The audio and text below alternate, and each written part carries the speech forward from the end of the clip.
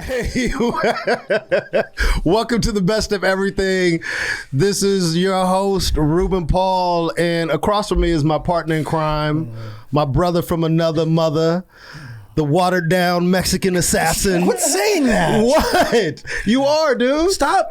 You know, so weird. It's like when we're having a normal conversation, you're always like, man, dude, you know, I love you being you for you. I do. And then as soon as we get in front here, it's always like, anyway, the non-Mexican next to me, the pocho from La Rocho. I never said pocho from La Rocho. Anyway. What's La Rocho? I don't know. I just made it up. That's why it sounds good. Sounds good. That's why I said he's watered down. He doesn't even know.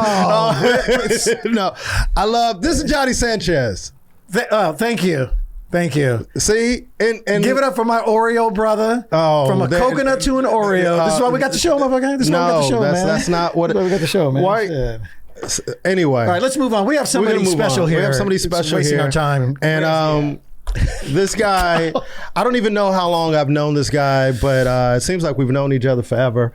I think he's one of the funniest guys working today.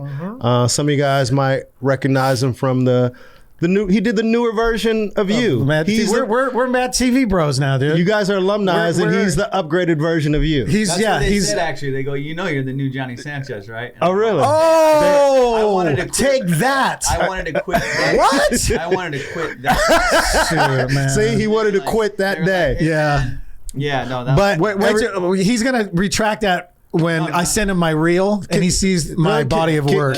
Johnny, can he have his moment? Can we give him his moment? Yeah. Ladies and gentlemen, one of the funniest comics working today, my boy, Mr. Amir K.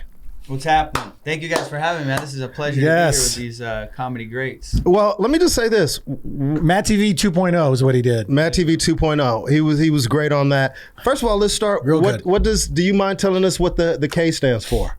The K? Oh, shit. I've told this story a billion times. It's Kamyab is my full last name. Uh-huh. And then when I started comedy, I started at the Haha over there in North Hollywood. Is that where you started? That's where I started, man.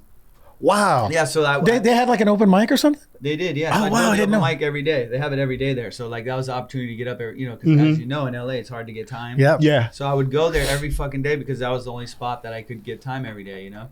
And then it was like, you had to pay $5, but I couldn't pay it every day to. You had to pay $5? You had to pay $5 there because you buy a drink, you know. Hilarious. Jack and Terry. Shout out Jack and Terry. What's up, Jack and Terry? I love them, but you know what it is. Yeah. And so I was like, I can't do this shit every day. I can't be paying you $5. I'm like, hey, dude, I'll work for free. Just let me do the open mic. And then we worked out a deal where I'd work for free, like call on the phones, and, you know, call people and be like, hey, you want 10 free tickets to come to the show? Oh, you're doing telemarketing for them. Yeah, all day, you know, to say like, just to get people to come in. Right. And then I would, after that, like I'd get in at like 5 or some shit, and then I'd work a couple hours, and then at like 7, right before the 8 o'clock show, I'd go on the street. I'd hit the street and go and be like, hey man, we got a great show. We got fucking. Damn, I had no idea. Yeah, Lancashire. I'd cruise Lancashire. Yeah, all Lancashire. The spots, wow. And I'd be peddling like fucking little free tickets, buy one get one free, or whatever. I'd be like, hey, come through. We got Damon Wayans coming, and and you know, all this shit.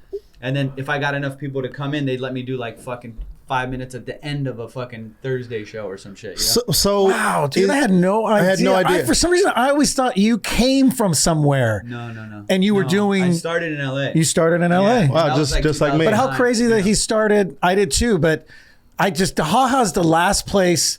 But that's the only place you get time. But were you living in the valley at the time? No, I lived actually right by the Laugh Factory with my girlfriend at the time, and I would just drive that every day. That's partially why we broke up, because like she'd come home from work at like 6, but I was already gone to the Haha. And when I started, I just fucking never stopped. You know. Of course, that's what we all do. Oh, and she goes, you gotta go every night. I'm like, yeah, every single night I gotta do this shit. And then to get back to the name. So after a while of doing the phone calls and shit, and you know, peddling and hustling people off the street, Jack gave me a night. You know, because he's like, Sunday, you know, he's not busy. You know, we got a show. And shit, you know, you promote. And so this is Jack Senior, right? Yeah, Jack Senior, the owner of the Haha. Like, you know, everyone's got their story with Jack and shit. Yeah, you know, sure. Whatever. So for me, it was just like that was the only place I could really, like I said, get up. So I would go there all the time, and so I spent so much time there. He's like, I'll give you Sunday night. You know, so now when I'm on the phones, I'm calling for Sunday only. I'd be like, hey guys, you want tickets to the Sunday show there? Can we come Friday? I'm like, so you were pumping your show, yeah. And I get like fucking 150 people in that motherfucker, like 150, 200 people in that. So for a Sunday, Yeah, that's like, huge. It was cracking, dude. Yeah. And so I would go Wow. to the Comedy Store and get comics from there. I'd go everywhere, like other outside to get the comics that don't normally come to the Haha to come there. And they were like, "Holy shit, this kid's got a show and it's pretty damn good on a Sunday, so go do it." So they would start talking. So it was easy to get people. And then I would obviously, like, you know, later on make flyers and shit, show people like, "Oh, these are the people that have done it." When I'm on the street peddling, Oh, so dope. they would come. That's Anyways, street team, Jack man. goes, "I'll put your name on the marquee. You have a marquee. He goes, it's your show. It's, you know." And so it was like So Funny Sundays with Amir, and they was supposed to say So Funny Sundays with Amir K. Yeah. You know, like my whole name. Or whatever. So they just went So Funny Sundays with Amir K because it couldn't fit.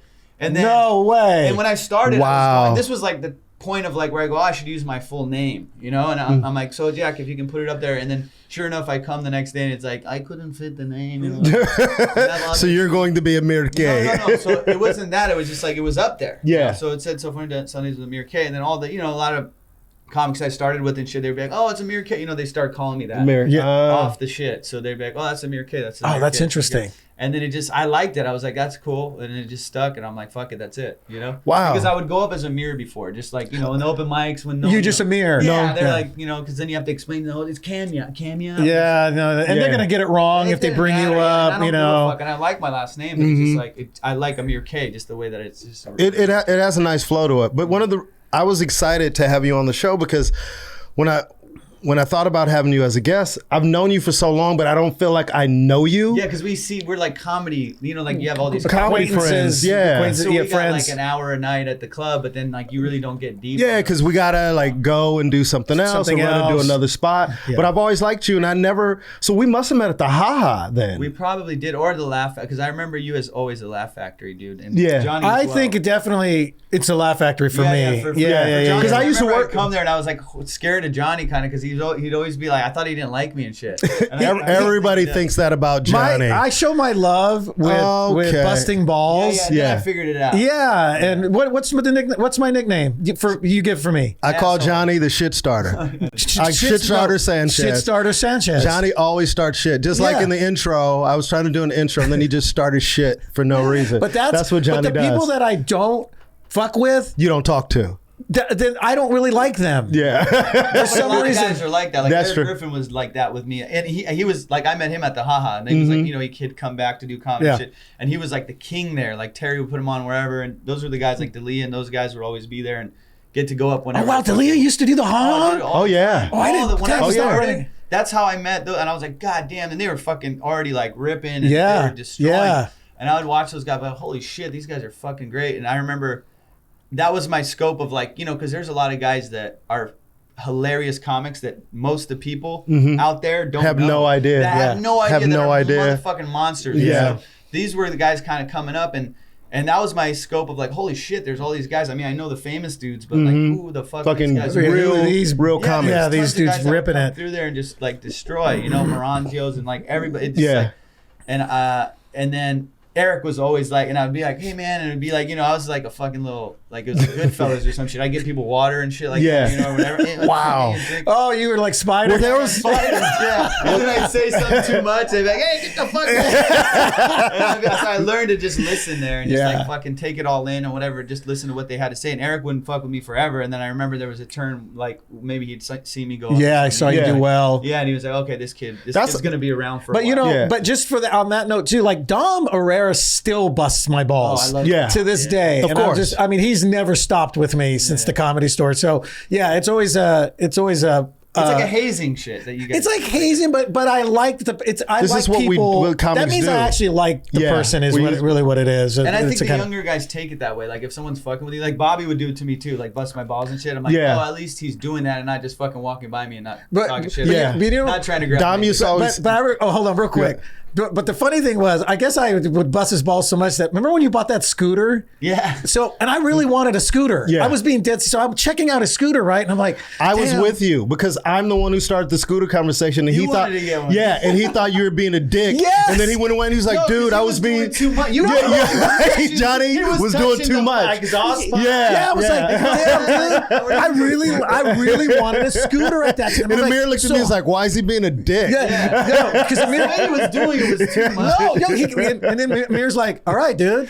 Like, I feel like you're fucking with me or something right now, dude. Because like, I really want it, and you even told me where to get it. You're a guy, exactly. Yes, dude. And I was interested. I'm still thinking about it, by the way. Do you still have it? I would love to have one, yeah. Do you still have yours? I'm fucking Why? Believe me, on the scooter, I love scooters. They secretly hate each other. No.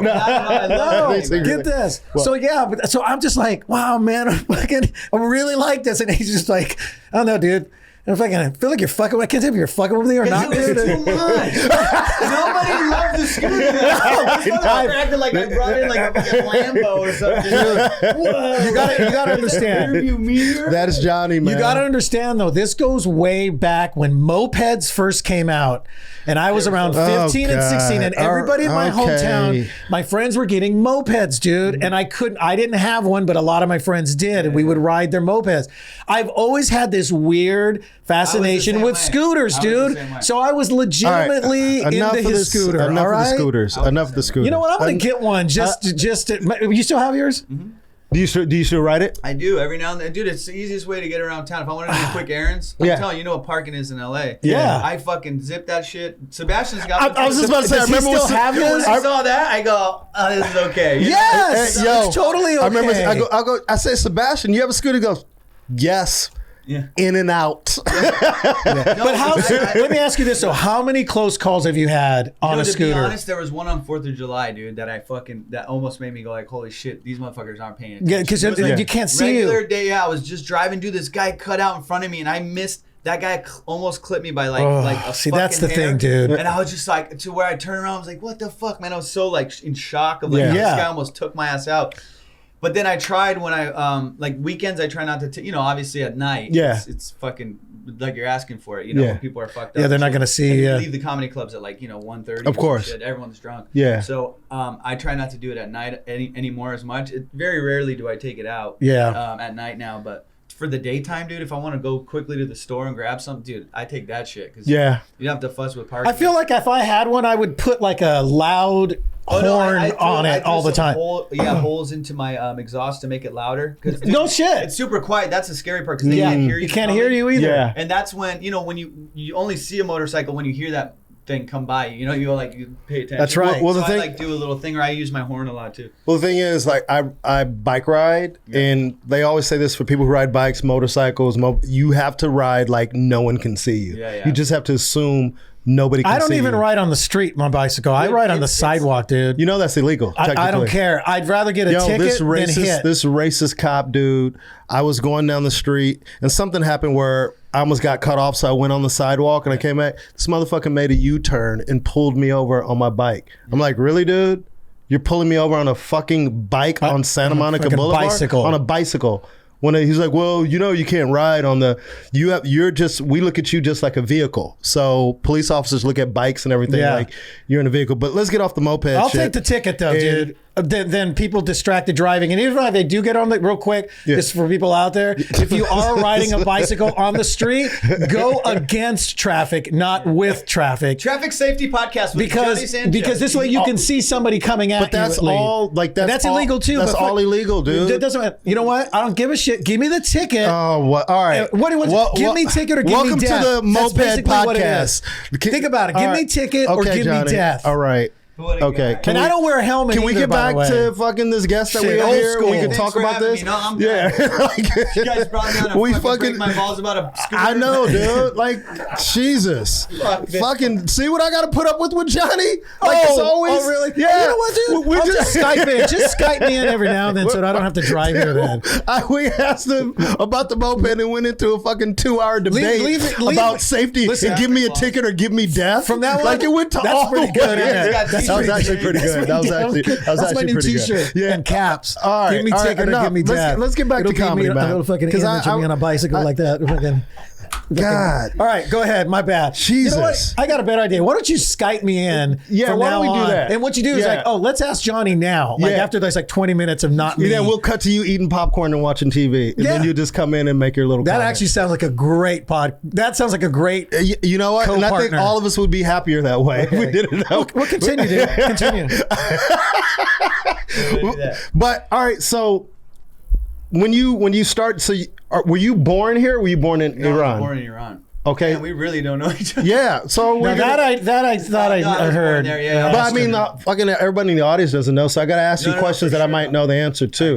This is how you do when you're a good interviewer. So how old were you when you came here? I was 5 when I came. Yeah. So at what point did you tell your parents, hey, I'm going to do stand-up, and how did they feel about it? Because I know my family, being from Haiti and me being first generation, they didn't even understand the whole stand-up comedy thing. I mean, it's the same with Middle Eastern, but it's so funny because like I always like, I don't know how I made up the story of like, oh, they didn't want me to do it, but it's not that they didn't give a fuck. Like when I grew up, I was just like soloed. Like we kind of, my parents divorced very young, and then like we just did our own thing. We lived with my mom for a minute, and then I would get in trouble a lot, so we had to go move with my dad. And I think my dad didn't want to pay child support, so that was probably another part of the reason. Yeah. Because when we were there, he just could care less. You know, he's like, fuck, he would just do his own thing. And then we were home alone a lot, so we learned how to do everything on our own. And so I don't think he gave a fuck. And it wasn't even a thing I didn't talk to my dad about much. You know, like about, oh, this is my career. That's what people don't understand. Yeah, like they didn't give a fuck. With immigrant parents. Just go to school, do your thing. And I'm like, okay. My dad, you could have asked him, he probably didn't know what grade I was in. You know what I mean? Like a lot of the time. Dude! Be like, what? Yeah, my son is what? Like the age, he had no fucking idea. I love him, but like, you know, he did the best he could.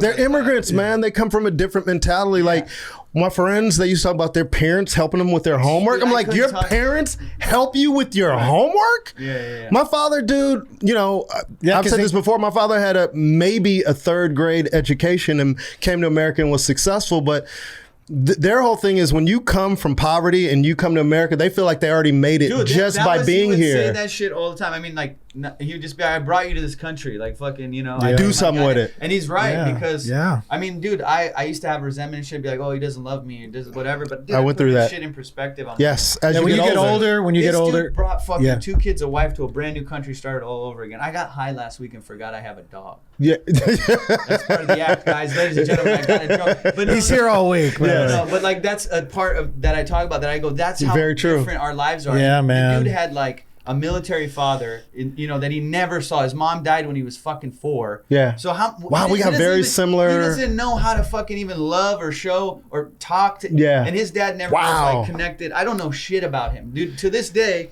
when he comes and visits from Iran, I try to sit him down and talk we can do maybe 5 minutes before he's like, that's not important. Don't worry about that. Like, this is your dad or your grandfather? Dad. Your dad. Oh, he's back. He's back in a. He moved when I was like out of school. Like he was. Like, shit. With a little bit of money there, you can live like a king. So at that time though, it's gotten so bad now. So like he wants to come back. I want to try to figure out a way to try to get him to come back. So whatever, that's the goal. But it's just crazy to hear these stories because they're very similar. I remember. Like I was telling Johnny, I think I spoke this, like my parents never came to one football game, not one basketball game, because it just wasn't important to them. Yeah, they didn't. And I remember when I was getting scholarship offers, and usually those are decisions that you make with your parents. And I remember talking to my mom, she was like, whatever you want to do. They didn't care if I went to college or not. My mom's whole goal, she's like, I just want you to be able to pay your bills and not ask us for money. That's it right there. That was their thing. They're like, just don't ask us for money. If you can do that, we'll be happy. And I think that's the misconception with like people like say like, oh, the parent, you know, Middle Eastern parents don't want, you know, their kids to be in the arts. It's not true. It's like they just know how hard that road is. They want a more sure bet. Like, motherfucker, go to school, become a doctor because that gets paid. Like, you know, you might be doing comedy for 40 years and never get paid $1. You know what I'm saying? So it's like they just want you to choose the wise thing, and that's why that I know. Talking about this so much and, you know, and dealing with a lot of Middle Eastern people that want to do this. Yeah. And then also that's the whole But your parents did stress education to you. They always, because they thought. See, my parents didn't at all. That's the only sure way. And it was just bullshit talk because he never sat me down and goes, well, this is the career path. This is why you want, because he was just like, do it because that's what everybody else is doing. Yeah. And that's a sure route to success, and you'll have money and you'll be able to live a comfortable life. So you said you started in 2009. So when you started, did you automatically, innately know you wanted to talk about your Iranian background? Because you had examples of like maybe Maz and different people that had been doing comedy before. No, I mean, I definitely had you know, known what that Maz was. And I saw Dan Adu, you know Dan. Of course, we know Dan. One time, dude, of course. And I love Dan, and we're good friends. And he was on Comedy Central, dude. I was at I had a condo in Huntington Beach where I was doing real estate. This is like, you know, when I got hilarious. I kept making excuses to not do stand-up. Right. Because I was scared. I'm like, what if I do it and then I'm really, really not good at it? Because that's the fear. It's like, fuck, then your dream's gone. Then what? Because if you don't do that, then you always do have a dream, and that's always a dream, you know? So like, but if you try that dream and it doesn't work, then you're like, motherfucker, I'm living a nightmare. Yeah. You know what I'm saying? It's like, holy shit, now I have nothing to go for. Now I'm stuck, you know, on the computer, you know, working 9 to 5 or whatever. Not to shit on anybody that's doing that. Yeah. But I mean, go ahead and shit on him. No. I just knew that wasn't my life because I was doing it and I had a bunch of money at the time doing real estate, but I wasn't happy ever. And then the best thing that happened was the market tanked in like 07, 08. Yeah. And I lost like 70% of my business in like a month, dude. Damn, you had this whole other life, dude, being a successful fucking was real your hair estate short guy. when you were doing it? Yeah, you had short hair. I would show up to people's houses. Dude, I would love to see. Yeah. You got to have a photo. Oh, dude, I started with short hair. I mean, there's tons of photos and shit on. Oh, dude. So hey, Renee, you're gonna have to post a photo of Amir with short hair. Did you Amir, the real estate agent? I'm gonna start searching on Facebook. So, but you probably went with your obviously you went with your last name when you were in real estate. Oh yeah, your full name. Yeah. Okay. Because the K thing didn't. Like my name was never. For my brother, for example, his name's Muhammad. So after 9/11, he started going by Mark or Mo. Mo. A lot of Mo's. And I understand that because dude, there's some negative connotation. You call in, they go, "Hey, we got Muhammad on the phone." Oh, dude, it was like, so bad. Yeah. So he did start going by Mark, which I don't think he's ashamed of his heritage, and we both. No, you're just trying to survive in America. People were asking me if I was Middle Eastern after 9/11. Yeah. So like I was getting questioned and weird looks. I remember I was like, what the fuck's with everybody right now? And I didn't realize that I'm walking in and I wonder why, Johnny. Why did people think you were Middle Eastern? Brown and this right here, dude. Yeah. He doesn't even have it. He doesn't even have like the dark under the eyes. I wear makeup, Johnny. You should too. I used to. I seriously used to, dude. Used to wear makeup? I used to put some concealer under there because I was so self-conscious about it. Oh wow, really? Yeah. I think it looks cute. Anyway, man, I'm glad you guys bonded, man. Because Johnny can can be a bit of a bully sometimes. Don't even. He can be a bit of a bully sometimes, man. Stop it! Don't start that shit, dude. Fueling the fucking fire. Hey, here's what we're gonna do. He and I are gonna take a picture together on his scooter. We're gonna go riding by. Chips. I'm gonna be on the back. So Mir, dude, we should really think about that. So Mir, at what point did That'd be a great sketch. Was it because the market crashed where you were like? At what point did you feel like I can do this full time? So the market crashed. When the market crashed, with my girlfriend at the time, she got a job in LA at this PR firm, and she had just moved from Maryland for me to live with me in Huntington Beach at the time. That's where I was living. And then that was the excuse, and that was like the biggest blessing in disguise, because I was like, fuck, I had all these bills coming in and I didn't have money going, now I wasn't making money anymore. And she was like, let's move up to LA. I'm like, fuck yeah, that'll make me start comedy. Because you had already been thinking about it at that point. Dude, I've been thinking. I had done it a couple times, like an open mic when I was 18. Like I went to this place in Costa Mesa, and this place Chester George. It was like a bar show, and I just was like looking up open mics and stuff.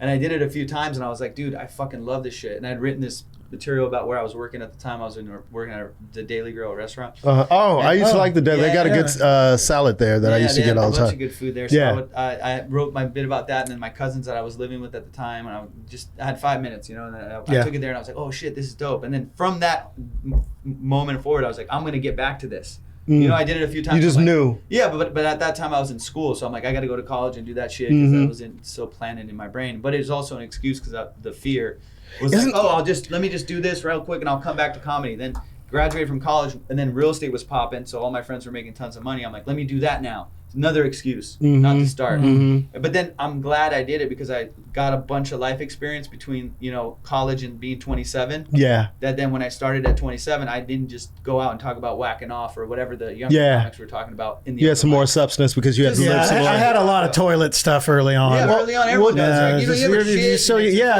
You're young, and it's like. But can I tell you, this is so weird. We have a real estate connection, almost, sort of.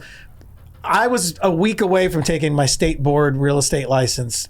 Before you moved to? Yeah, and then that's when my friend called me, right? So, who was living in it, and I packed up and moved, dude, and I never took my state board because I told myself, if I get my real estate license, I'm going to go into that, and I'm not, and so I drove to LA and started stand-up rather than Although I wish I had just gotten my license, because my first job I ended up at a mortgage company, dude.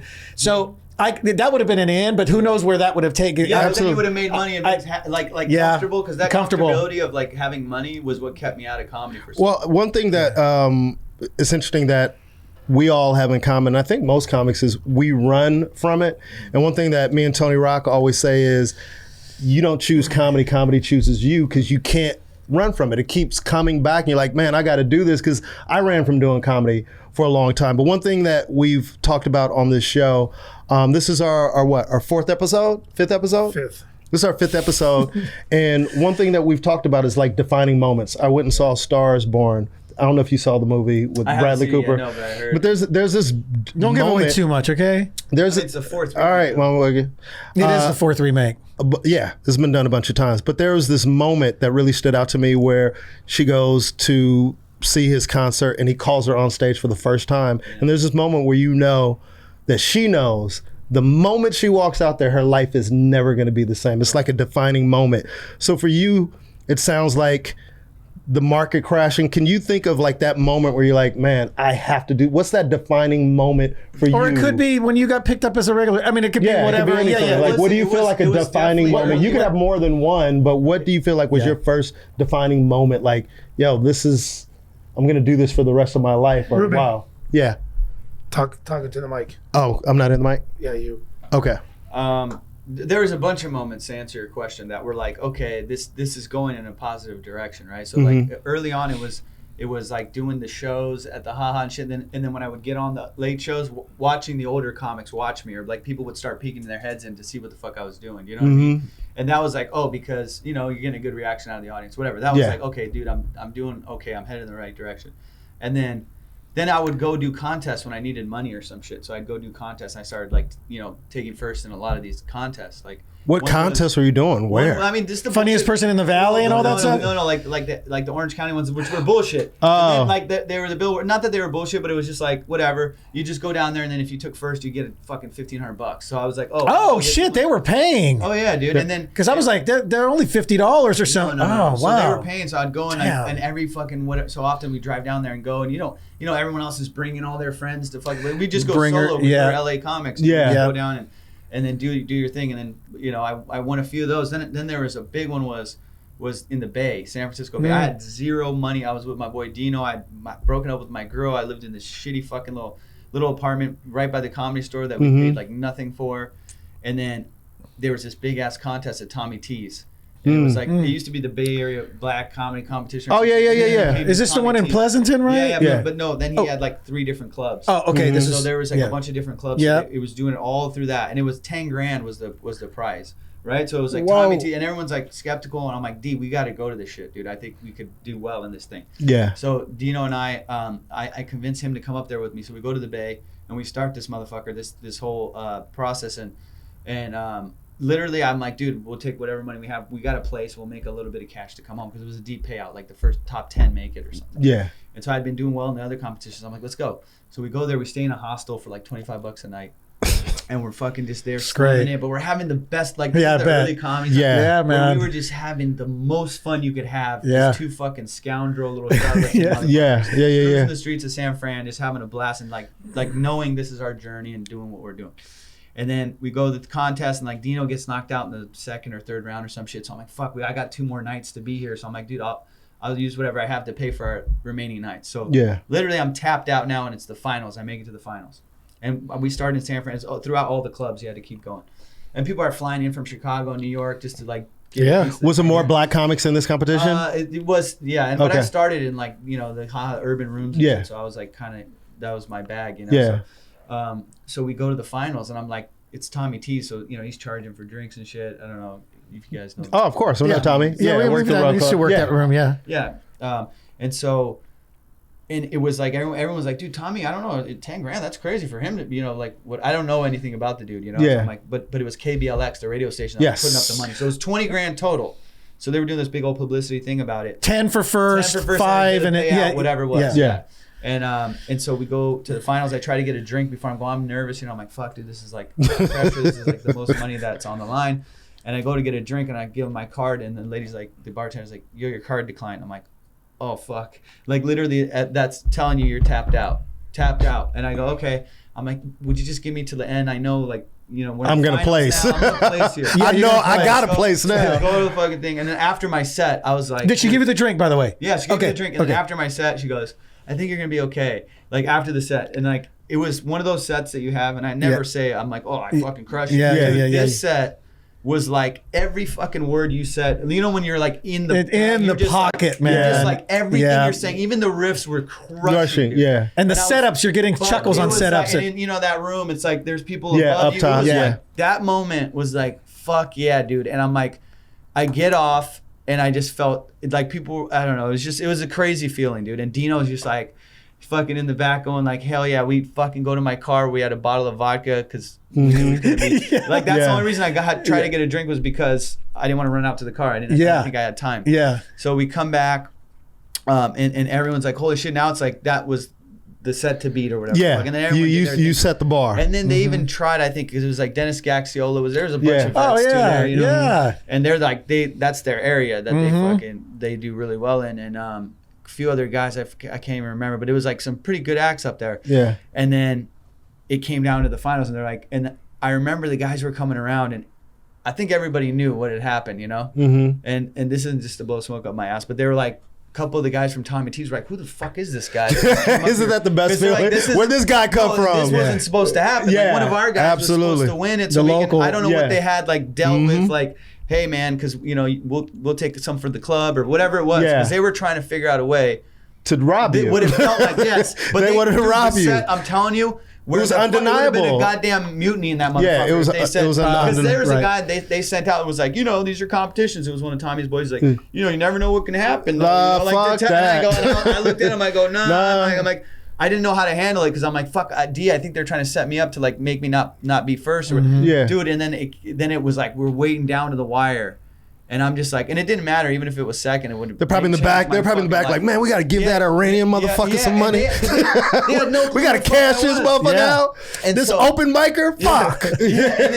Dude, and then they fucking called it out, and they're like, you know, Dennis took second or some shit, you know, and I think they were trying to make it to where he. So you won. I won the fucking 10 grand. All right, we got to teach you how to tell stories, motherfucker. You like you left the best part out. You won the story. You won. But that's what I'm trying to get to is like. Then when we went to the office, you know, to get the chick, because it was like, I don't know if you've ever seen a motherfucker try to pay you, but he doesn't want to pay you. Of course. And he's like sitting every which way to try. It was like, you know, I love Jack, but like sometimes, you know, it's hard to deal with him with some money shit. But anyways, we're in the room and he's like writing the check and it's 10 racks, bro. You know, they don't just pay that out to whatever, but it's the radio station's money. And he's like, all right, okay, it's all uncomfortable. It's just like, okay, hey man, you know, you gotta work the club now for free a weekend, right? Like, you know, like trying to get something out. Like, are you gonna do a weekend? And I don't honestly know Tommy T, and to this day I never went back because I fucking took the money and I ran and shit. But but I didn't know because from what I heard, I go, never went back. I ain't never coming back to this motherfucker. No, because I didn't know, and I never, you know, was like, I just came in, did that, and fucking dipped out. And I remember that was when you say defining moment or whatever. That's a huge defining moment, dude. Waitress, I tipped her out fat, you know, I go here, and she goes, yeah, it was a cool moment. And I was like, wow, damn, this is dope. You won a 10 grand. And I was crying, bro. Me and D celebrated like fucking, rock stars. Awesome. Yeah, $1 billion. And I was crying on the way home, dude. I was like, this is so dope. And I just that's a big moment, man. The thing in my hand, the little trophy or something. I mean, it was just cool because it was like, literally when in my career when I was totally tapped out, just somebody like saying like, hey, you're in the right spot, kid. Yeah, like, yeah. It was one of those moments that I was like, dude, you're doing the right thing. And it was like, dude, that changed my fucking It changed your life, hustle, your perspective. Dude, I had money. Yeah. I came home, I was like, God damn, all the stress was gone, and I, you know, my girl and I had just broken up, and I'm trying to figure out how am I going to pay these fucking bills without her mom. They're a little, you know, well off, so they were like taking care of some shit. And I was leaking money because I still had a mortgage,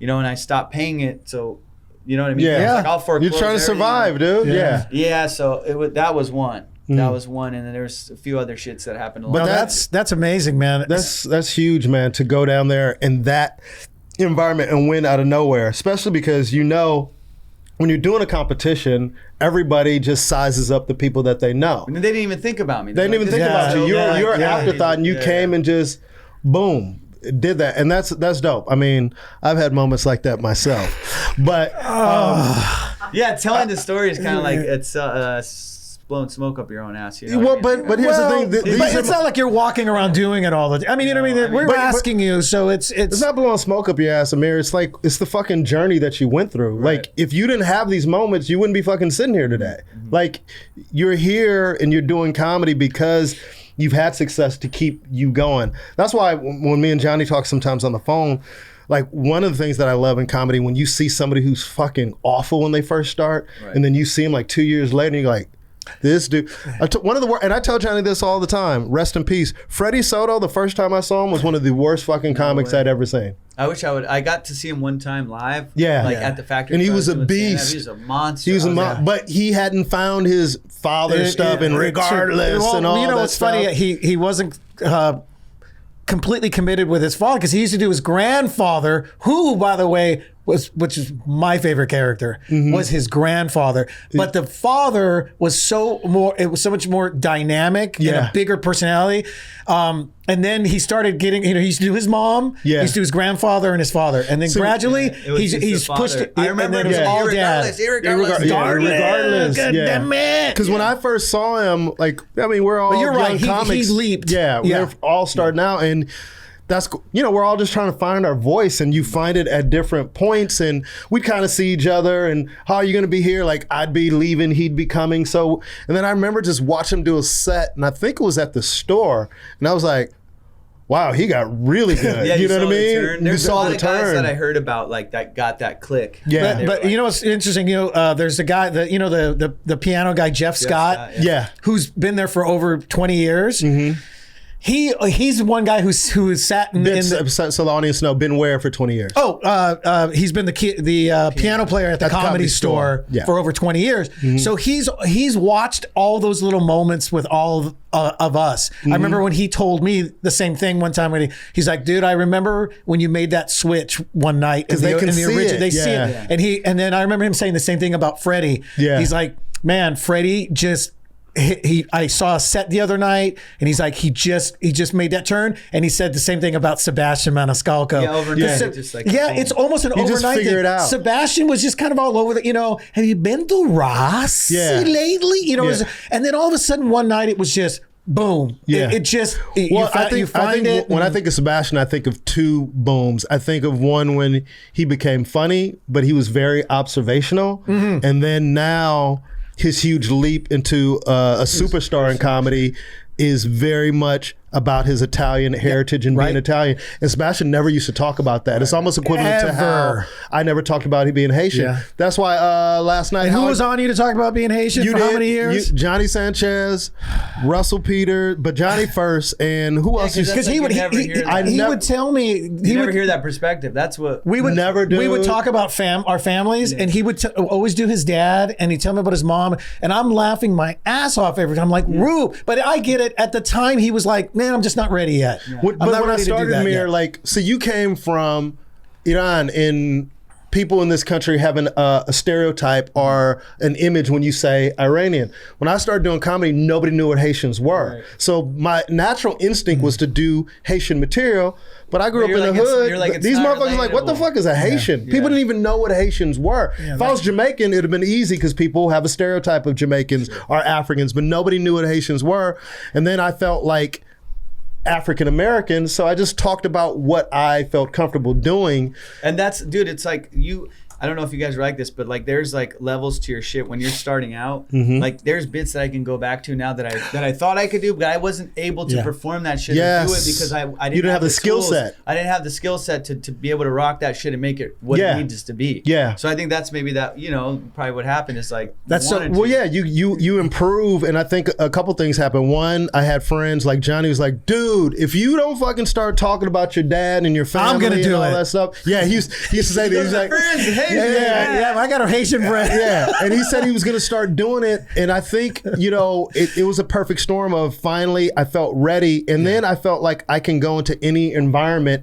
Whether you knew what Haiti was or not, I was skilled enough to be able to paint the picture where you can go and you can bring them in. Before I couldn't do that. But didn't you start doing it after the big earthquake? After the earthquake. I always say the earthquake was a horrible tragedy, but it was the brought, best thing Haiti into to the forefront. To the Where forefront. people know, oh, okay, I know. Because my friends literally thought Haiti and Tahiti were the same place. That's right. Like they had no idea. Yeah. Like they like, hey, your family from Tahiti? I'm like, Haiti. They'd be like, same shit, nigga. Like they would be. Tahiti ass, mother, Tahiti Yeah. ass. Like a Tahiti. And they used to call me African booty scratcher all the time too, because in their minds they Hell just yeah. thought, that's what it was. So for me, I think finally feeling like I was confident enough to do it, it's always cool when I see comics who've known me for a long time. It's like, dude, like Howie Bell was like, I had no idea. Oh, how? Yeah, He's saw like, you dude, I've last night. known you. Yeah. He's like, I had no idea where you're Haitian. Like, damn, dude. I'm like, yeah, man. So that's cool from being a vet in the game where me and Johnny talk about this. There's a lot of veteran comics who've been doing the same set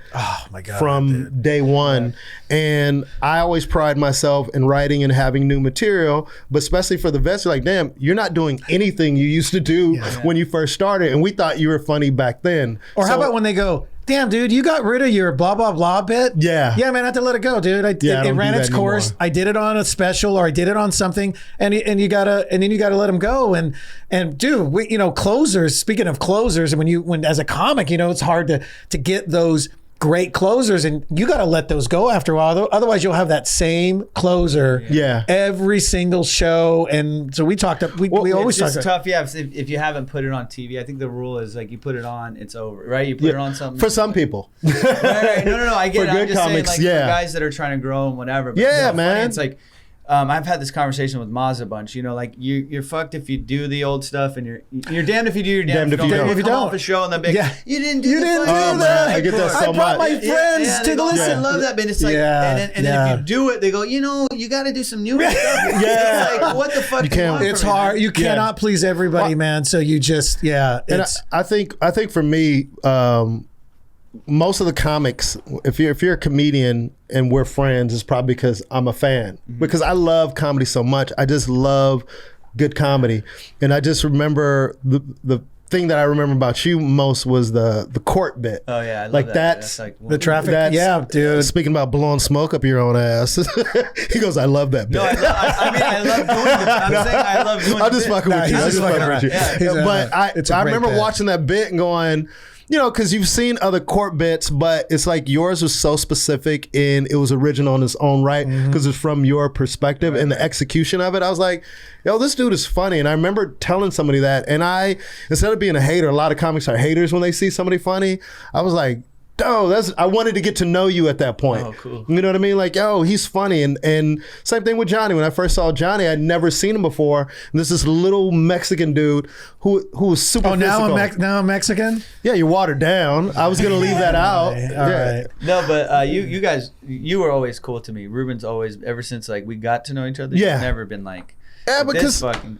no, but I mean, here's my thing, man. Like, I understand competition, but I've just really like most people are competitive and have never really competed at anything. To be honest, like I played. Sports. I know he was sport. Yeah, I played ball. I played sports. I want to bring up something about So that too. when I looked at comedy, I kind of halfway through kind of figured out like comedy is really based on opinion. There's no who's the best. It depends on who you're talking to. And so I can celebrate comics and not feel threatened or like they're going to overshadow me. Like you being great is not going to take away my shine. No, and there's, dude, I think the great comics that I've seen over the years, like those are the guys that aren't fearful or scared of like somebody else shining because they know. And there's room enough for everyone that's dope. Yeah. I mean, yeah, there's going to Absolutely. be a bunch of mediocre motherfuckers that aren't going to do and whatever. And like they may become great someday, but it's like, and I learned never to shit on somebody's dream. When you see a guy, like there's those guys that aren't good when they start, but then there's a click and they become great. And you're like, damn, dude. And you never want to shit on that guy's thing early on because he's working too to develop whatever he's going to come up with. Yeah. But the only thing I will say on that though, the only thing, and I think we might all share this, is when you see somebody who is like a flat out joke thief or a hack. Oh yeah, well, and you're that's, just like that's goes without saying. You know what I mean? Then you're just you see them progressing, and it's like that's always tough, man. that's always a tough thing to see because they're being celebrated and revered, and it's like, dude, if the public knew what this person is doing to succeed, and then you see the guys who are actually putting in the work and failing and improving, those are the ones that you really respect. And I think, like you said, being able to shine, that's when I kind of started doing Ruby Tuesdays. My whole thing was I wanted to get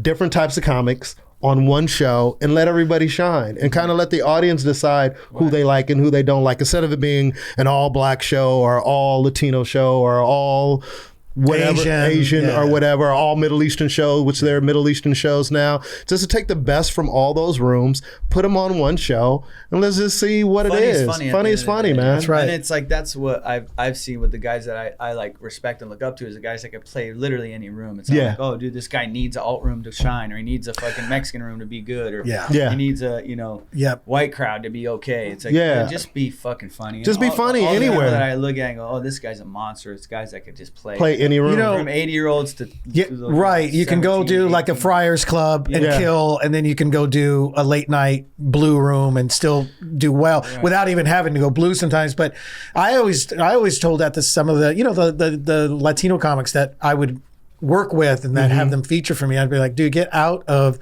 the East LA rooms, the bars out there. Because the frame of reference is so small. It's so small, dude, and it's everything. And then don't you hate when your nana gets a tortilla and then it's like that same delivery, the same material, and it's like, dude, get out of what? That's why it's like early on. It's like how you make fun of Mexican comics. Oh god, it was hilarious. There's some of them that do. I know.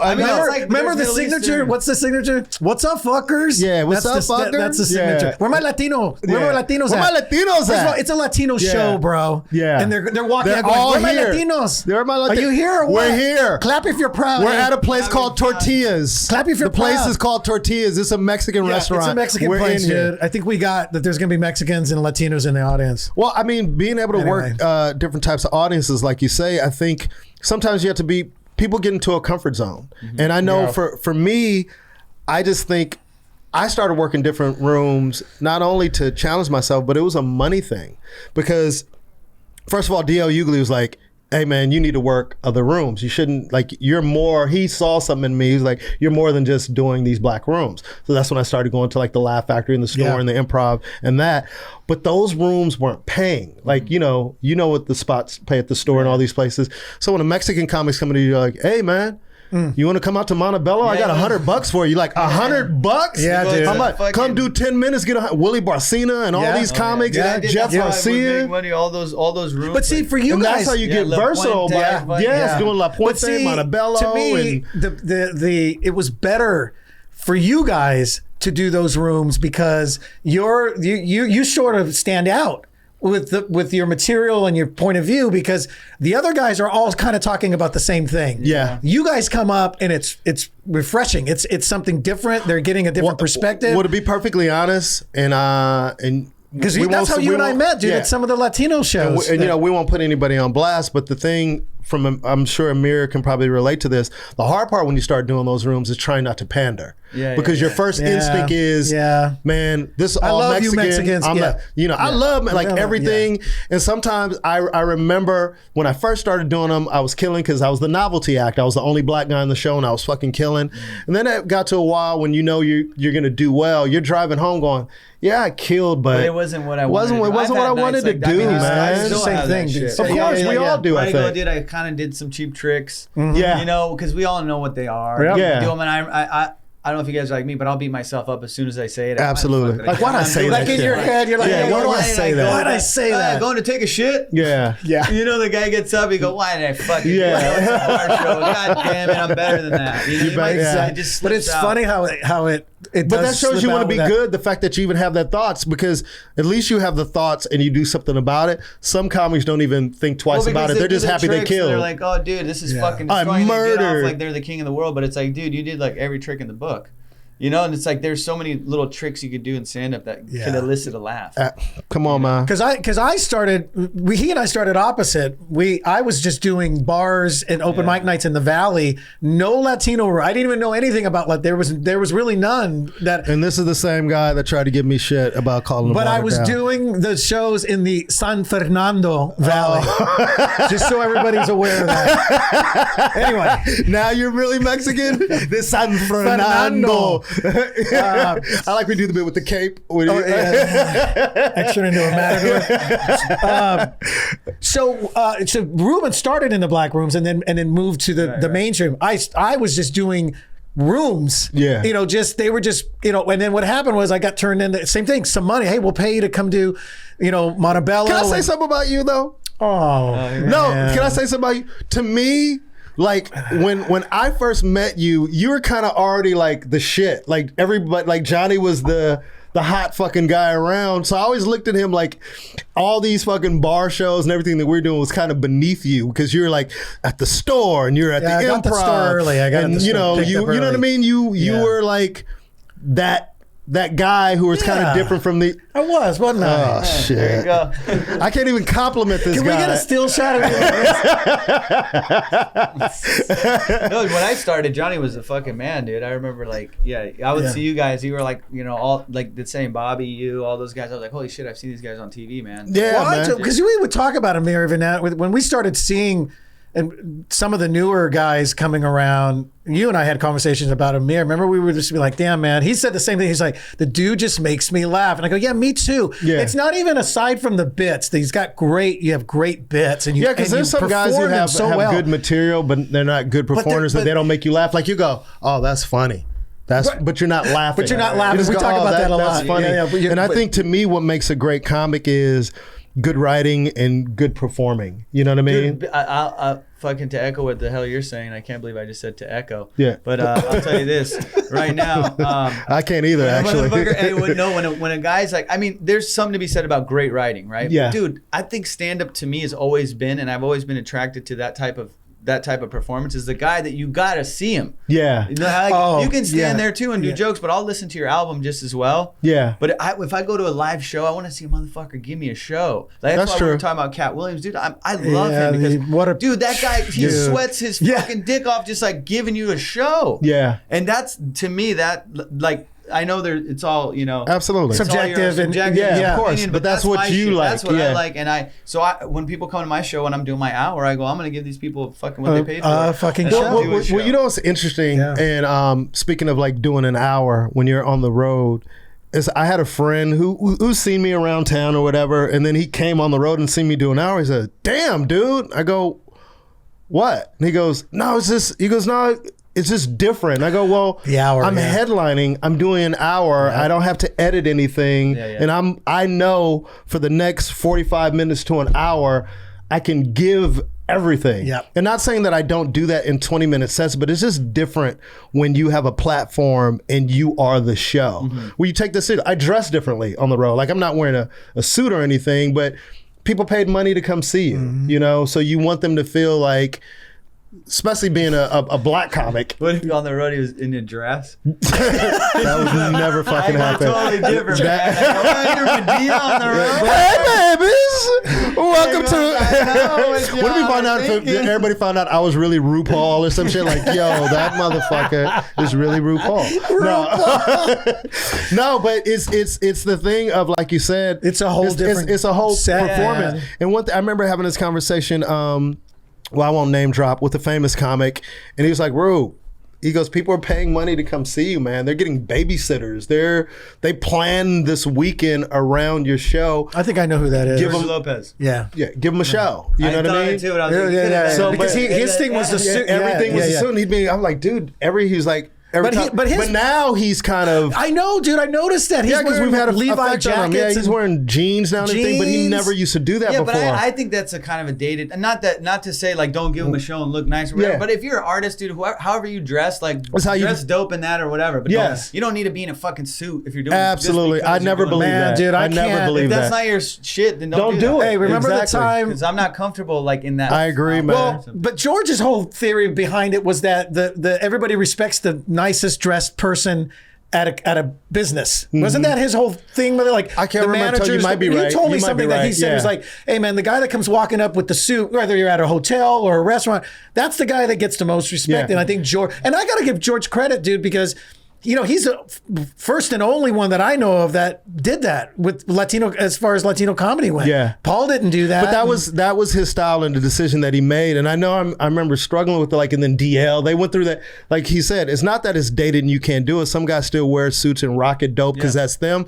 But the generation that I came up in was more of the hip hop. They used to call us hip hop comics when I first started. Oh, that's interesting. And we just dress differently. Nowadays, I mean, look at somebody like Russell Simmons, who is in his 60s. If you saw him, he dresses, like he's, has a rap show tomorrow. Yeah. You know what I mean? Yeah. He always is rocking the hat and whatever. It's who you are. Like Spike Lee, same thing. Spike Lee, someone that, Well, go ahead. You're No, about but to I was just saying the beauty of doing what we do is I don't need to be in a fucking suit, man, or I don't need to go to a 9 to 5 and be dressed in a certain uniform. Yeah. So I like to wear, and sometimes I'll be comfortable, but like, I get it. Like, you don't want to be doing like a gig maybe at some, a corporate event or something. Yeah, and you come. But even then, it's like they hired you for you. Yeah. So like, don't be something you're not. And I've learned that over the years because I've made the mistake of like, I need to be in a suit, and then I go up there and I'm so fucking dude, it's and I'm just like I feel weird. You're all constricted, right? Because it's not you. And here's the thing. For me, it's not.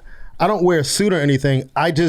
It's a nicer version of what you do. Of what I wear. You like a button down. I wear a button, but whatever it is, even if I wore like a sweatshirt, it would be a nice new. Version, it would be a nicer version of it because. I think it was Damon Wayans. I don't know how I got it, but Damon Wayans had said something to Chris Spencer, and I'm always trying to get knowledge, and it's like, oh shit, never looked at it like that. But the thing that made me think is the sweat and the work, because I sweat, especially when I'm doing a longer set, and it's something about when you give your all, and it's one of those hot nights, man. If the crowd sees you sweating, they feel like you've worked harder. And I know a comic, and I know this for a fact, would tell the management halfway through my set, turn off the AC. That's insane. Because he wanted to be pouring sweat by the end of the show, and he'd get standing up. I don't even like. He'd get standing ovations doing that. Because they were trying to leave, motherfucker. No, but it was always this at the end of the set. It was always that. Thank you guys. I love you all. That whole exaggerated. Thank you, brother. That whole exaggerated performance, like they really went above and beyond. Right. Well, it's the manipulation. It's showmanship. Right. So people manipulate the audience, like you said. Those tricks. Yeah, people have those tricks. One trick that comics use to get it hot in here and bring a motherfucking lion in. But halfway through. No, but me and Johnny talk about this. I want to go at the end of this motherfucker, man. Bring the lion in. No, the best, the cheapest way to get a standing ovation is when you say goodnight to fucking sit there and pause. No, you go. I gotta go. I know comics do that. They go, I gotta go. So the audience goes, no. That's another trick. That's another trick. That's the old. I gotta get going. Remember? No, don't go. Wait, the one. Oh man, they gave me the light, guys. So stop it. They don't give a shit. They don't give a shit about the fucking light, dude. No, but my thing is the pausing after the set, the posing. Yeah. Some people will pose after set. Yep. They'll do their bows. They'll just bow stay to the up crowd. there. Then they'll do the prayer hands to each section. They'll start tapping their heart. Like, motherfucker, just get off stage. You did your set. If they didn't stand up by now, and some people will milk those standing ovations doing that at the end. I've seen that. Fuck up. I've seen that too. I've seen a comic drop and do it all in one motion. Good night. Good night. Like, and then the audience stood up. The audience actually stood up and gave us a standing ovation. Well, I'm listening to him, and you're doing it at the same time. I can't. Sorry, I can't listen to two people at the same time. Sorry to interrupt. And you talk about me being locked in and focusing. You can't listen to two people at the same time. I was really listening. I was trying to hear what you were talking about that, and then he did a joke, and I missed it. I just saw this, and then I was like, wait, what was that? Can you imagine I have to do a podcast with this guy? This is great, man. The fourth and last episode. Jesus, man. Fifth. Yeah, man. Fifth. So just Skype me in. We're just going to start Skyping me in. And I'll talk whenever I'm allowed or something, or you'll ask me something, and then I'll talk? Lean in. Are you finished? What if his mic was off the whole time? I know. It might be. We got to bring you in for ADR. You got to dub everything. ADR. So Amir, you told us your journey. You told us a defining moment. Like, what club did you first become a regular at outside the Ha Ha?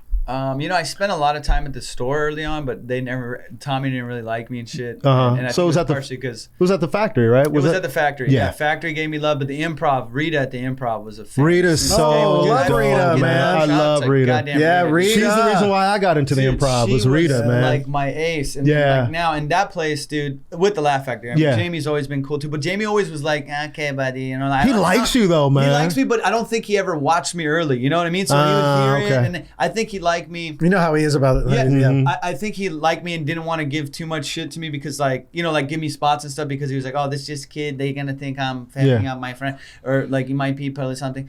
But he was always nice to me. But he never. Is that watched. Jack or is that Jamie? I know. I mean, that was a little. That was kind of shitty. That was a shitty Jamie. A little lower. I think. Buddy. Yeah, okay. All right. We gave him spots, buddy. Sanchez. How'd you get on Mad TV? No, go ahead. Sanchez. He used to call me Jimmy Sanchez for the longest time, dude. Really? Yeah. He go, oh, I love this kid, this Jimmy Sanchez. He's always called me the Ruben Paul. Yeah, the Ruben Paul. That's all. He's always called me. Hey, how you doing, the Ruben Paul? I'm like the Ruben Paul. You should have changed it to you and the Greg Wilson would have been fighting over that. Oh hell, never mind. Go ahead. But anyway, did you just showcase for was it a straight showcase or he saw you? I did that. No, but the thing with Jamie is, and I was always told this was like, come hang out when other comics are, because Jamie. He's too busy to be watching everybody. So if he sees you talking to the guys that are respected, that he likes, they're in the club. And you come and kick it in that booth. I tell comics that all the time. You go upstairs and you're in the booth in that circle. Yeah. He goes, oh, if they're talking to him, then who is this guy? And then I think that happened one night. Absolutely. I was there hanging with a bunch of guys who were sitting there, and it was like Dane and Maz and all these guys, and maybe you were there. And he goes, oh, okay, then hey, come in, Tuesday, buddy, do the. Yeah. And so I did it, and he was like, yeah, that's good. You put your veils, but then that never, you put in the veils and maybe not get spots. But he was always cool. And just recently, he goes, buddy, I like the stuff you're doing, So he'd been watching, and now it's all in cycles. It's all in cycles, and the fact that you start at the Ha-Ha, a lot of people when they think of LA comedy, they think of the Comedy Store, the Improv, and the Laugh Factory. Rightfully so, the big three, and then it's the Ice House. But one thing for me, man, that I can say to Jack and Terry that I'm grateful for is, I was always getting the last spot of the night at the Laugh Factory. No, at the Laugh Factory for years. So my thing was, damn, man, I wanted to perform for some fresh audiences. And Jack and Terry gave me that opportunity because I would go to the Ha-Ha and their shows were earlier and they would just put me on and give me primetime spots. And I used to try to always talk Johnny in. I was like, yo, why don't you come to Ha-Ha? But I don't know. No, there's a stigma. Yeah, but I did their older one like all the time. Early on, and then you got tired of it because you were living in the valley at the time. It was right there. I was literally off of Ventura and Lankershim at that time. I know. So I would just I'd drive down there, and they'd give me. And you come in, and they let you go up whenever. Dude, that club, I'll tell you right now, I still do the fucking hog because, dude, time is time, and working out is working out. Absolutely. So I'll go there, and people sleep on that shit. They go, nah, no. But I have a different relationship with them. They're like my fucking family in some sense. I agree. And even from Jack Jr. to Jack Sr. Jack is like my little brother, man. They're like the homies, and I'll still go and give them love when I can. Like when I'm in town, not that they need me there or some shit, but like I'll go there. When Terry hits me up, goes, I miss you, Amir, come by. I go, I'm in town. I'll come after my sets or before my sets. Yeah, I got to be better about that. And it's like, dude, because it's time and it's a fresh stage, and you can do whatever you want, work out, and the audiences are fucking amazing there. That's true, man. I miss going down there because Terry, like you said, is almost like a family, and people can have whatever opinions they want about them, but to feel like you're wanted someplace is a great feeling. Like when you get a text message from Terry, like, Ruben, I haven't not seen you in so long. Why don't you come by? Have you talked to Johnny? How come Johnny doesn't? Like they want their club. The thing that I love about them, they want their club to be in the same sentence as the Laugh Factory and all the. If you ever say like to them, it kind of like Terry gets pissed. Like you go, I gotta sit at the Improv. She never wants you to say like where you're going because they know they always have that little thing of like, oh, we're over here. But it's like that new club is great, man. The new it's so nice. It's a perfect stage. You're right there. It's intimate. The room's set up so nice. Low ceilings. And then like the Ice House, fucking not to mention like the Comedy Magic. Like Richard's always get that's my boy. Love. Richard's the best. We've all worked that club. Ice House, Bob and fucking Barb. They're I mean, it's so much shit to do here, and I don't understand why some comics just stay to one club or like one type of room. It's like, dude, do them all, man. Do them all. Like Jan just sent out avails for the next 3 months. He goes, where are you gonna be in 2000? I go, fucking Jan, just do weekly. I just said, I hit him back. I said, Jan, this is January. I mean, this is December, and I said in the first week of January, I can't promise anything. I don't know where I'm gonna be. Yeah, it's too far. But Elaine used to be like that. Elaine used to do 6 months sometimes. That's crazy. What the fuck? And we're in town. It's like, I can't give you my veils for April right now. My best nights in LA is when I do multiple spots in one night. Like that's the best. That's always the best when you got a set at the one night. I did Comedy Magic Club, Long Beach Laugh Factory, Improv, and then Hollywood Laugh Factory. Yeah. Like 4 sets in one night. Yeah, that's great. And you feel, and you work in different audiences. And like you said, I just don't know why more comics don't try to do that, you know? And sometimes it's laziness, I guess. And one thing we forget, not all comics can, because not all comics are in with these clubs. They're not in, it takes time. It takes time, man. You spend time somewhere, just like you know, anywhere, you got to just to get in, you got to spend some time. Yeah, absolutely. If you're not willing to do that work. And the beauty of starting in LA was I had nothing but time, you know, like, cause I wasn't a guy, like I see guys from New York come that are beasts. But guess what? They don't get any love at the clubs because they haven't put their time in and no one knows who they are. So they end up at the fucking haha. You know, and then you see guys come through there and they're like, okay, cool. So they use it for that. And then as soon as they get shine, they leave and they don't come back. So if I'm not mistaken, were you touring with Maz for a while? Were you his opener for a while? Were you doing the international stuff with him? I didn't do international as much. I mean, we did some stuff like London. We did together in Canada. We did together for sure. But he definitely was my big bro in the shit, dude. And I love that dude. I mean, I love him too, man. There's not one guy can say anything bad about Maz, and fucking huge shout out to him because he really. And that was like to my parents probably the moment where they're like, oh, he's fine. He's fucking with the #1 Iranian comedian of all time. And to see his evolution. Dude, and I saw it. I mean, even from where he was already on when I met him, but then dude, to see him and tour with him and like, we had such a good time on the road together and we jive so goddamn well together because we make each other laugh. Yeah. And some of the most fun was after the show or, you know, before the show, just fucking around. I even told him this recently. Remember we tried to do a tour together, me, you, and Maz? We tried to put a tour together and Maz was just starting to blow. That thing, and it was and God bless him, man, because he didn't want to be offensive to me and Johnny, but his whole thing was like, I got this Iranian. Yeah, I got the draw. He was the draw. It's like, dude, that's hard to fucking every weekend go and go, God damn it, I'm bringing the whole audience. And I got two guys to split a check with. I get it. So like, you can't shit on it for anything. You can't shit on it at all. At the end of the day, it's like he loves you guys for sure. But absolutely. And the thing with Maz that I could always say is some guys as they become successful, they change. And I can say one thing about Maz. Same dude, man. I could not talk to Maz for months and if I call him, he'll either answer the phone or he'll call me back like right away, and we'll just get on the phone and it's like we first met, you know. I learned so much from that. And he's how helpful. To be at the clubs, like how to treat the stuff, you know, like everything, dude. He's just a class guy, and being on this journey to have people that will help you without asking. Like there's times where you'd get a phone call and like, hey, I got your name from Maz. About this, and then you're like, oh, shouldn't you call Maz? Thank you. He's like, yeah, dude, I thought about you, so I just threw your name out there. And he's that type of guy. And I wish, then there are a lot of comics, I don't know if there's a lot, but there are comics out there who will lend a helping hand and who try to help people who are talented. And Maz, you know, even, I'll tell you a story recently. I wanted to do the ethnic show in Montreal. Fucking Maz sent a message to the head of Montreal and the person who was booking is like, you need to have Ruben Paul on the show. They ended up already picking the people for the ethnic show, but the fact that he went to bat for it. That he did it, and I didn't even ask him to do it. He's done shit for me, like even when I was starting a headline on my own, like you know how big of a deal it's just like to have him tell the fucking community like, hey, go check out, you've seen him with me. Go check him out. He's doing his hour, and dude. And that a lot of guys won't do that. And a lot of guys won't do. They won't send their audience to go see you. To go see, especially a guy that opened for you, you know, because they're like, and he doesn't give a fuck. Because dude, I learned early on that like when people go to see Maz, he's the show, dude. You Absolutely. And that's why I respected him so much. He didn't give a shit. Like maybe some people wouldn't take you on the road because if you're a little bit they don't want to, stronger middle. Not to say I was a beast or anything. But it's like they just want to make it like so where they shine and they look like a superstar. Yeah. So Maz was never. He goes, do whatever the fuck you want. Yeah. Talk however the hell you talk. Exactly. And I would come off stage and I'd be like, they're here for you. Mm-hmm. And that's when a real headliner, like a fucking headliner, is like. They know. They don't. Regardless, you can have the best guy. You can have fucking Carrot Top open. Middle. Yeah. It doesn't matter. It doesn't matter. You can still follow it because. But the downside of that is sometimes on the 10 o'clock shows and on a Saturday night, Friday or Saturday, and because a lot of them just aren't conditioned. His fans, if you're on after Maz. Yeah. Half the room of Iranians get up and start. Yeah, Maz, come over here.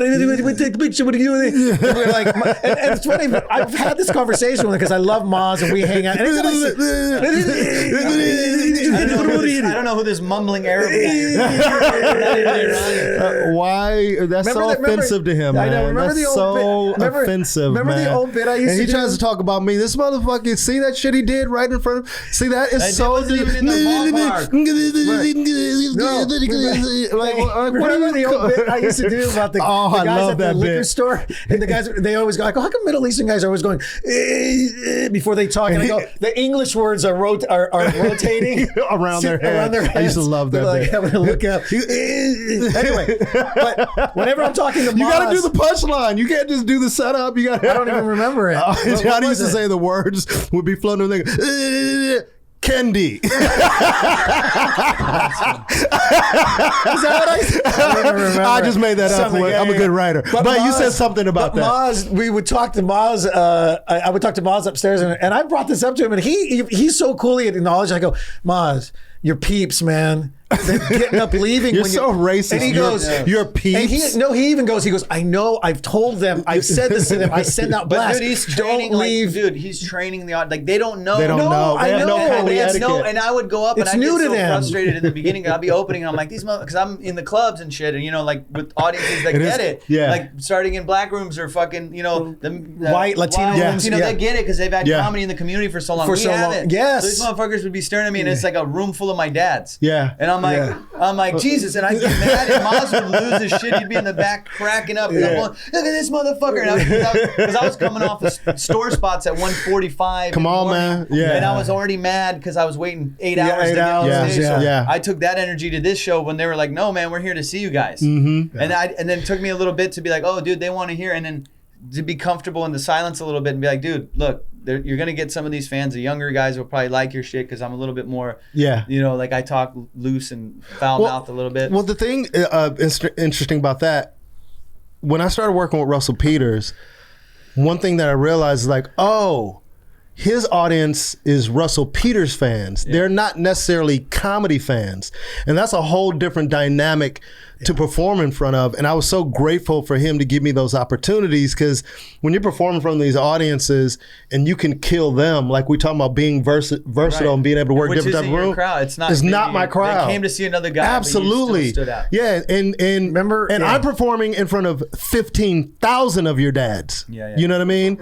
Because he draws Middle Eastern, Indian, all like Middle Eastern, Indian, Asian. That's his sweet spot. And you'd come out, and Russell is very much, like westernized. Yeah. You know what I mean? So he'll have. You mean watered down? Just westernized in the way that he was. You're watered down. No, he's watered down. He's still connected to his favorite band is Kiss. But my favorite band is AC/DC. He and I. See, Johnny. And Kiss was my first. I guess the truth hurts. Jesus Christ. Hey, what would you call an Indian that's brown on the outside and white in the end? Mexicans, it's a coconut, but would there be some? Is there a specific fruit or something? But here's the thing, though. This is where you get it. He's not white on the inside. If anything, he's brown on the outside, black on the inside, because he grew up around black people. That's the point that you're missing. I didn't grow up around white people. You did. I never did. Russell never did. Whites, blacks, and Portuguese. I told you. But I'm just talking about predominantly. Like I was just, dude. I didn't even really. Like I said, I never. You didn't see a white person until you got to high school or something. You're gonna be one of those guys. No. I didn't see nothing but black. My whole parents. This is all I saw, man, growing up. Like this motherfucker. Yeah. Shit, I didn't even. I was so white, dude. I mean, what happened to that motherfucker, man? What happened to that motherfucker? See this offensive. Motherfucker albino. See this offensive impression. Like, why does a black guy gotta keep saying motherfucker? Like, why? Because they have And a he tendency does to- the same bullshit sometimes too. Yeah. It's like Hell yeah, hell yeah. motherfucker. See Hell this yeah, shit? 'cause you know See why? this shit? You know. Because there's a guy, you know, hey, that guy, you know that, because there is that guy. There is that guy, And but there's this guy, there's that guy. There's that motherfucker. Yeah. Right? You good, cuh? You good, cuh? See, this is racist. good, This back at you. motherfucker, man. This is racist as Johnny. shit. And how did Let's you both do our black guys. And how did you? Oh, You know man. we good. Yo. He good for it. Oh shit. I'm good for it. We all good for it, right? Everybody good? Everybody good out there? Really? Is that what we Keep doing? going. You gotta keep doing your black. Dior, you gonna there you sit? Yo, there's another brother in the room. Dior. Dior's half. Dior, you have? No, we don't. Oh, you're not? See, you racist you told me you were half motherfucker. one You time. ain't half. Oh, I just white. I just reinforced Oh, the wait, wait, stereotype. wait, what's this? I just reinforced the stereotype by calling him a racist motherfucker. Hey, fuck yeah, you. well, wait a minute. What's this mean? I said you have. You went like this. What are you, Dior? Dior is. I think he's got some Spanish or Wait, something. hold some on. Latin. So we're just not talking. Dior is a great cameraman, director, editor, and he works. Drone operator. He works at Ruby Tuesday, and he's black as fuck. My dad's black. My mom's black. That's what's up in the conversation. So, And if you let's want to get- know what he looks like Franco Harris if he was anorexic. how old are you? An Why anorexic would you use Franco Harris as a 'Cause reference? He reminds me of Franco Harris. He doesn't even. He used to be a running back for the Pittsburgh Steelers In in the 1978. 70s. I mean, and Oh, that's his reference. I'm like, Franco Harris. Anyway, all right. Well, we went off on a tangent because what That's point what you know was it we why? were Because trying we're to talking make? about the best of everything. We are talking about- what? Plug our own show Anyway, while on the show. Who does that? Right? what do anybody even remember what we were talking about before Johnny went off on this? Oh, you started doing the racist Middle Eastern, and No, he got no, offended. no. We were talking I about did the Maz bla- though. I was talking about Russell and his audiences. That's what I was talking Yes. about. So I'm just saying, to perform in front of audiences that aren't there to see you, it does help you improve, I think, as a comic. It makes you better. So to do it, whenever somebody goes, yo man, I'm doing a gig with Russell, and I go, just have fun, just do you, man. And as he's been successful over the years, I think his audience is starting to discover other comedians out there. But before, they initially bought a ticket. They don't know anything about stand-up comedy. They just heard of this guy, Russell Peters. Yeah. He talks about the shit that they can relate to, and they come out and see him. So to be a fish out of water in that environment and make them laugh is a big deal. And it gives you a lot of confidence moving forward. So where are we time-wise? Hour and 15. Oh, damn, dude! I don't want to talk to him that long. Yeah, no, I'm just Believe playing. me, I didn't want to be here this long. But yeah, you were getting fidgety about 20 minutes ago. Was I? I think so. Oh, no way. You No, were he ready wasn't. to. I think he was ready to throw it in at about 20 Dude, minutes why are you ago. trying to bully him right now? Just Oh, You're a big bully. you're a big bully, Johnny. You really are. I mean, you know, you keep saying that. I'm gonna Actually, become Johnny, one. Johnny, this is actually an intervention. Hey, everyone, can we talk to Johnny about the things that he's been? Yeah. Can you tell your story, Amir, about how Johnny bullied the shit out of me, dude. Oh, I knock swear to it God. off. He found out I was going to the bathroom one time. He took all the toilet paper, wrapped it around himself, and then I was like, "Hey, what the fuck?" He wrapped it around himself? And then when I opened the door, fucking Johnny goes, "Oh, he's a mummy? yeah, man, that was some hazing you did." But Amir, my I just God. seriously, dude. Much love for you, man. Thank you for coming to do our show. Well, thanks for having me, man. That was a lot of fun. Yeah. Yeah. And one last thing. Don't forget. Remember a few years back, I was having a debate with somebody about Amir and another comic. And remember I told you about that? Yeah, yeah. I mean, no name. It doesn't matter. But But it was every time I Ruben. ran into somebody, I went to bat for this dude. I was always like, no. Fucking Amir is funnier than all these other Yeah. So I've always been a big fan of his comedy. I've always been a big fan of yours, and you know that. yeah. So but, I'm being serious. Absolutely. I'm not even fucking. So Amir, where can people find you, and where are you going to be performing at? What's I don't know when something? this is coming out, but I got a bunch of dates. I mean, you can go to amircomedy.com, and that's where all my dates are. Uh-huh. And every handle, like, social media is at Amir Comedy. So it's AMIR Comedy. Cool, man. And when will you be at Tommy T's? Still probably want it. I don't know. Man, I have nothing against the guy. No, I'm kidding. Would you go back? It would be dope for you to go back and actually tell that story on stage. Yeah, that would be kind of cool to do. But that. I was never in with that club, or I never, after that, I think he tried to get the deal happen. But I always thought, like in my head, I was like, oh, if I go back there, he's just not going to pay me and be like, remember that 10 grand? Yeah, that's funny. I just, didn't that actually, fucking opened the door there. Well, and he's also, too, I told him anytime he wants to do a Latino tour with us, but he has to change his name to Amir K. That's Johnny's joke. I'm glad you did it. I've been saying it to him for 8 years. Amir K. Do you know how often I got to put up with his horrible puns that he comes up with? I don't know, man. But dynamic is good, though, for the show. But I thank you for doing the show, dude. Yeah. And I just want to say thank you. I mean, I always tell you, you're one of the guys that I've used a lot on Ruby Tuesdays. I love it. Whenever you text me and go Ruby Tuesday, if I'm in town, I'm there. I mean, because it's you bring something to the show, and I can speak with everybody involved in the show, and even some of the audience members. It's a cool dynamic because you bring something different to the show, and that's what the show is about. So thank you, because every time I hit Amir up, he was like, "Dude, I'm in." Yeah, and he kills every time. You've told me, even when I'm always, out there, you're man. like, man, and I've been blessed enough because most guys have been like that to me. And then I was talking to somebody at the Laugh Area. They go, "You've only had 2 people cancel your show in over a year," and I go, I never really thought about it, because people will show up, and I feel I'm just grateful. So thank you, man. Yeah. That's really nice of you to say that, but I speaking for, because you can't say it, but like I know a lot of people, they revere you. They're like, hey man, every time I bring you up, you're one of those guys that they go, for sure. That's no thank you, brainer. man. It's nobody has any bad blood with you that I've heard of. Well, I mean, I try to live my life in a way and treat everybody with respect and try to do everything I do in integrity. So thank you for doing the show. Everybody, this is Amir K. Amir K. Check him out on all his social media. Go see him at a comedy club near you. We're getting on a scooter You won't be disappointed. He's going to come and he's going to give it. He's going to perform. He's going to kill it. He's going to kill it. He's going to kill it like a motherfucker. Anyway, thank you guys. Ruby motherfucking Tuesdays. This show is all about diversity and bringing everyone together.